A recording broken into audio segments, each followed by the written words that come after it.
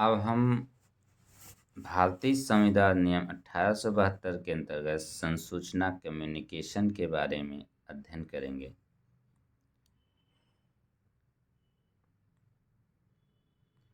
प्रस्ताव की संसूचना कब पूर्ण होगी?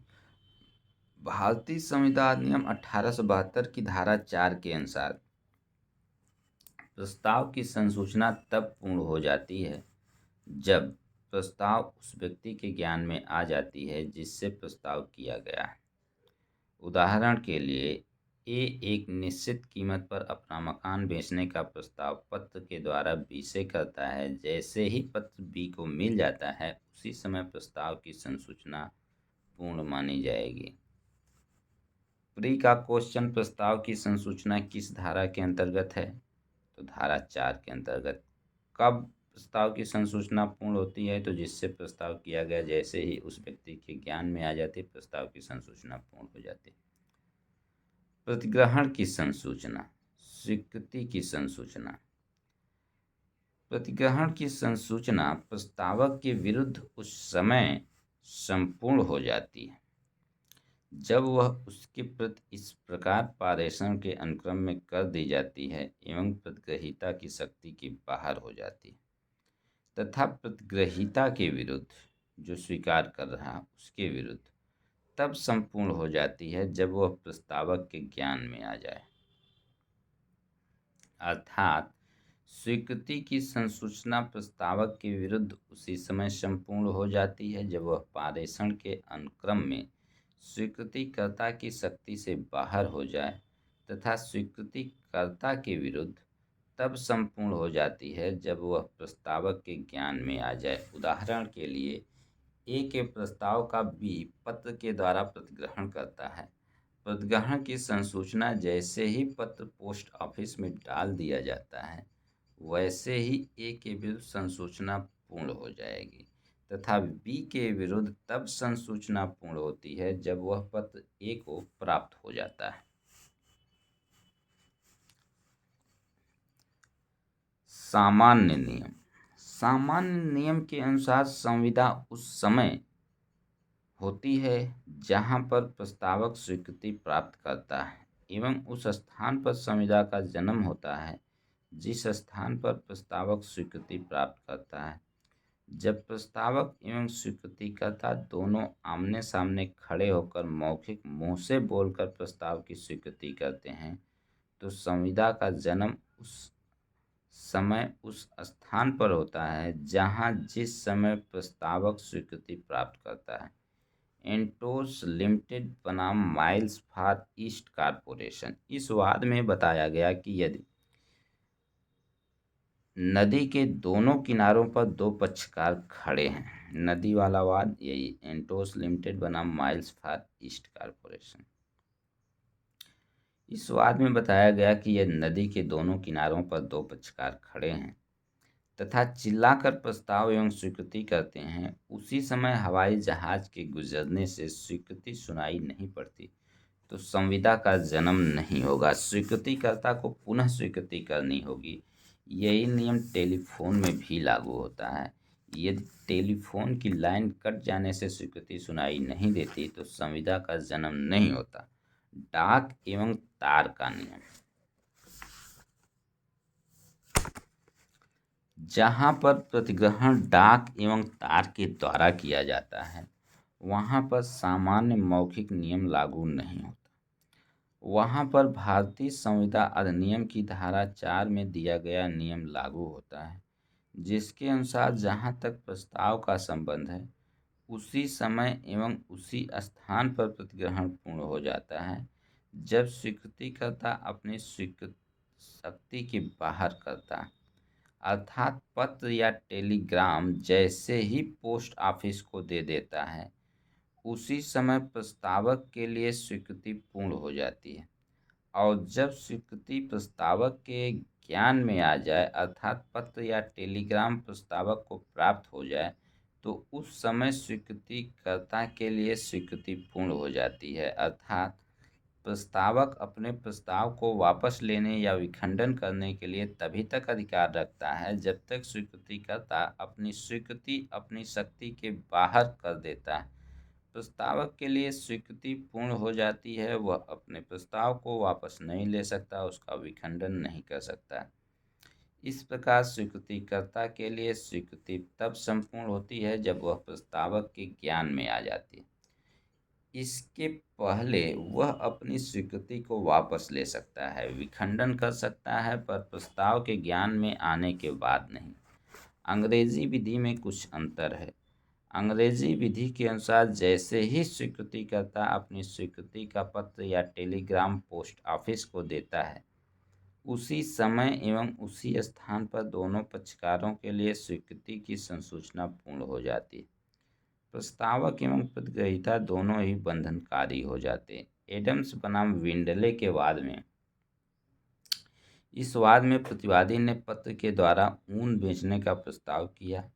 वादी ने पत्र के द्वारा स्वीकृति भेजी, परंतु स्वीकृति विलंब से मिलने के कारण केवल ऊन बेच दिया गया था। न्यायालय ने संविदा भंग के लिए उत्तरदायी ठहराया। पत्र डाक खाने में डालते ही दोनों के लिए संविदा का जन्म हो गया था। कालूराम केशरवन बनाम मध्य प्रदेश राज्य। इस वाद में कहा गया कि यदि प्रस्तावक अपना गलत पता दिया है एवं उस पते पर स्वीकृति भेजी जाती है तो प्रस्तावक बाध्यकारी है, परंतु यदि स्वीकृति कर्ता गलत पता लिखता है तब प्रस्तावक बाध्यकारी नहीं होगा। टेलीफोन या टेलेक्स का नियम। टेलीफोन टेलेक्स की दशा में डाक एवं तार का नियम लागू नहीं होता, सामान्य मौखिक नियम ही लागू होता है। टेलीफोन टेलेक्स की दशा में जब प्रस्ताव पूर्ण रूपेण स्वीकृति को प्राप्त कर लेता है, उसी समय प्रस्तावक एवं स्वीकृतिकर्ता दोनों के विरुद्ध स्वीकृति की संसूचना पूर्ण होती है। अर्थात जब प्रस्तावक जिस स्थान पर स्वीकृति प्राप्त करता है, उसी समय उसी स्थान पर संविदा का जन्म होता है। यदि टेलीफोन की लाइन कट जाने से प्रस्तावक स्वीकृति स्पष्ट रूप से नहीं सुन पाता तो संविदा का जन्म नहीं होगा। उदाहरण के लिए एंटोस लिमिटेड बनाम माइल्स फॉर ईस्ट कॉरपोरेशन। इस वाद में वादी ने लंदन से टेलीफोन के द्वारा इंग्लैंड प्रस्ताव किया, प्रतिवादी ने इंग्लैंड से स्वीकृति टेलीफोन के द्वारा लंदन में भेजी, तो न्यायालय ने यहाँ पर कहा कि संविदा का जन्म लंदन में होगा।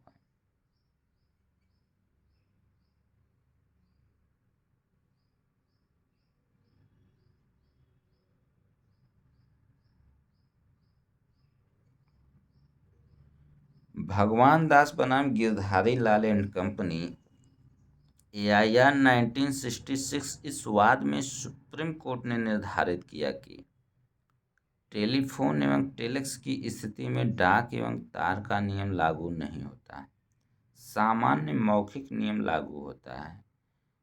जहां एवं जिस स्थान पर प्रतिग्रहण की संसूचना प्रस्तावक को प्राप्त होती है, उसी समय दोनों पक्षकारों के लिए प्रतिग्रहण की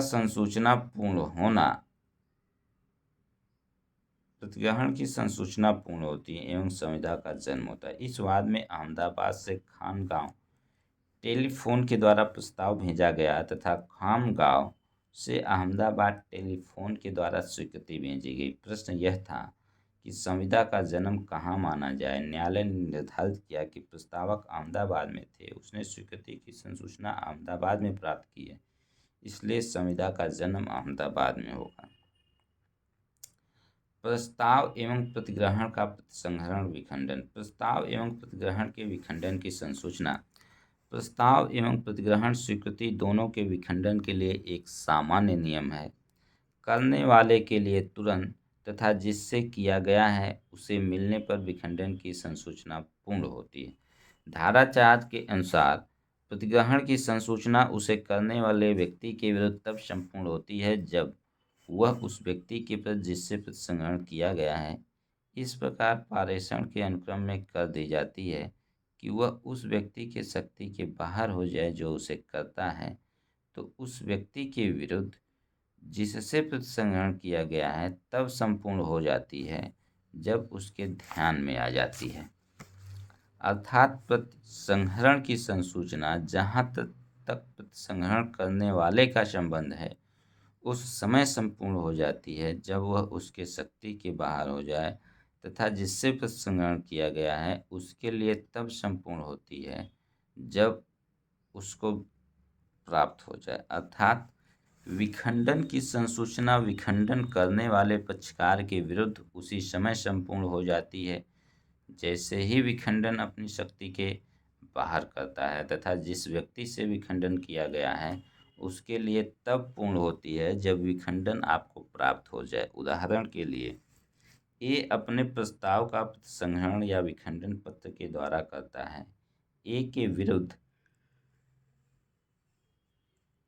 यह विखंडन तब संपूर्ण होता है जैसे ही ए विखंडन का पत्र पोस्ट ऑफिस को दे देता है, तथा यह विखंडन बी के विरुद्ध तब संपूर्ण होता है जब विखंडन का पत्र बी को प्राप्त हो जाता है। बी अपने प्रतिग्रहण का विखंडन पत्र के द्वारा करता है। यह विखंडन बी के विरुद्ध उसी समय संपूर्ण हो जाएगा जैसे ही विखंडन का पत्र बी पोस्ट ऑफिस में डाल देता है।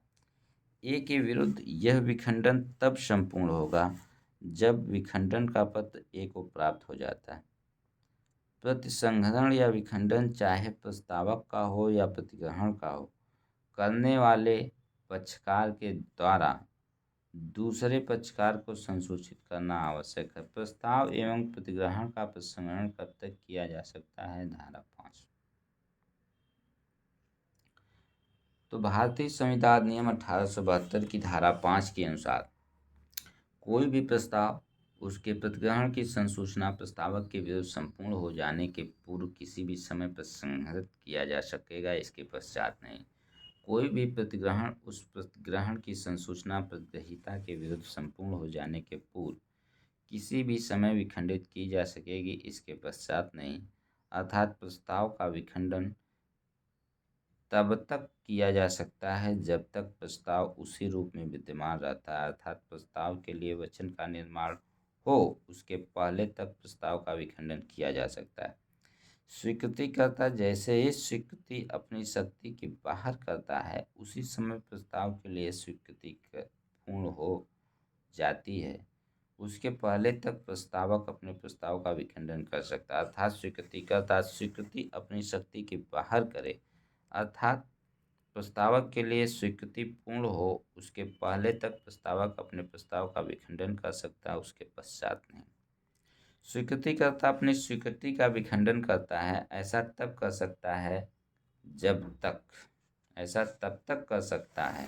जब तक उसके लिए स्वीकृति उसी रूप में रहती है।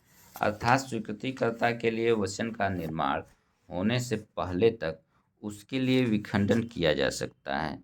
स्वीकृतिकर्ता के द्वारा भेजी गई स्वीकृति प्रस्तावक के ज्ञान में, अर्थात स्वीकृतिकर्ता के लिए स्वीकृति की संसूचना पूर्ण हो उसके पहले तक स्वीकृतिकर्ता अपने स्वीकृति का विखंडन कर सकता है। दृष्टांत: एक पत्र के द्वारा घोड़ा खरीदने का प्रस्ताव बी से करता है तथा बी पत्र के द्वारा स्वीकृति भेजता है। ए अपने प्रस्ताव का विखंडन करता है जब तक बी स्वीकृति का पत्र डाकखाने में नहीं डालता। बी के द्वारा स्वीकृति का पत्र डाकखाने में डालने के बाद ए अपने प्रस्ताव का विखंडन नहीं कर सकता। बी अपने प्रतिग्रहण का विखंडन तब तक कर सकता है जब तक स्वीकृति का पत्र ए को प्राप्त नहीं हो जाता। स्वीकृति का पत्र प्राप्त हो जाने के बाद ए विखंडन नहीं कर सकता।